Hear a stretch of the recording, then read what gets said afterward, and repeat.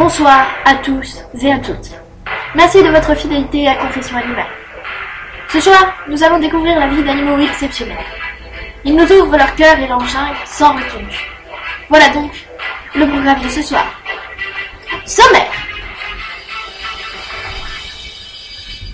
Jean-Kévin, bonsoir. Bonsoir.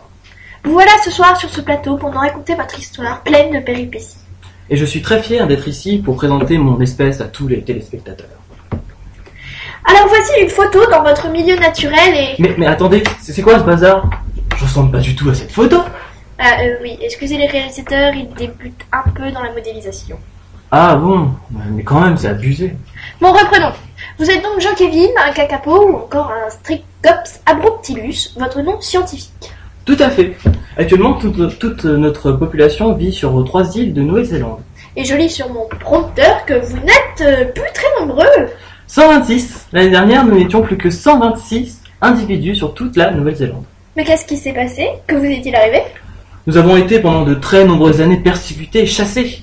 Ah, au secours! Mais qu'est-ce qui leur arrive? Mais ils sont complètement tarés! Mais vous aurez pas les plumes! Jamais! Ah! Nos plumes et notre viande ont été convoitées par les premiers humains de l'île, les Maoris. Et comme on ne sait pas voler et qu'on est plutôt cool avec les inconnus, on s'est fait complètement avoir. Et après, des gars arrivant dans des grands bateaux ont amené tout un tas d'animaux bizarres qui nous ont aussi chassés. Non, vraiment, on était mal lotis après tout ce grabuge. Oh là là là là là là, mais c'était un véritable enfer pour vous et vos congénères. C'était horrible. De plus, notre reproduction n'est pas la plus simple. On doit exécuter une parade nuptiale sur le sol, totalement à la vue de nos prédateurs. On pourrait mettre des pancartes que ce serait la même chose. Et puis après, pour attirer une femelle, on n'est pas foutu de pousser un joli cri. Non! On fait juste un bruit de tam-tam. Un bruit de tam-tam. En plus, il est vrai que parfois, bon ok, très souvent, on a quelques petits problèmes techniques, si vous voyez ce que je veux dire.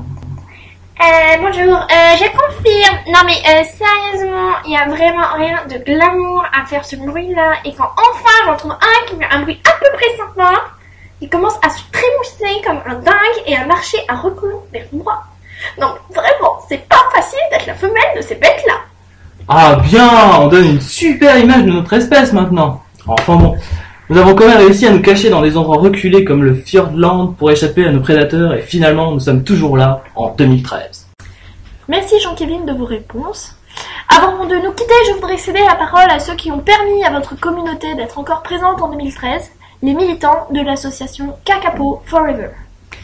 Alors madame, monsieur, bonsoir. Merci d'être venu ce soir nous parler de cette cause qui vous tient à cœur.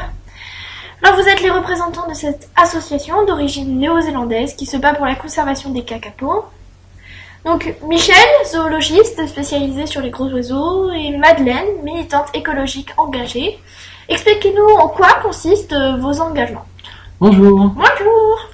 Notre association s'engage à repeupler la jungle néo-zélandaise de kakapo à travers diverses actions telles que l'aménagement du milieu naturel pour permettre à cette espèce d'évoluer en toute sérénité. Grâce à ces actions, nous avons réussi à multiplier par 2 en 20 ans leur nombre. Rendez-vous compte, en 1995, ils n'étaient plus que 51, un seuil critique. Ils ont failli subir le même sort que ces pauvres dodos. Heureusement, d'autres associations se sont battues avec nous pour les kakapos. Je tiens à souligner le fait que le gouvernement néo-zélandais nous a toujours soutenus dans nos recherches et nos actions. C'est à ce titre que le plan de sauvegarde des kakapos est assuré d'être maintenu pour les années à venir. Oui. Alors moi, je voudrais rajouter que notre cause, c'est pas du pipeau, hein. Il faut que les gens prennent conscience de l'importance qu'a le kakapo dans notre société. Il est vital que tout le monde se bouge et rejoigne notre cause. D'ailleurs, on recrute des bénévoles, alors je lance un appel à tous les téléspectateurs. Solidarité avec les kakapos! Oui, merci. Et c'est donc sur ces mots que Confession Animale se termine. Juste avant de nous quitter, je vous rappelle l'appel à témoins du jour qui s'affiche derrière moi. Merci de votre fidélité, nous nous retrouvons dès demain soir afin de découvrir le désespoir des léopards de l'amour qui ont décidé d'aller chercher l'amour à l'Est.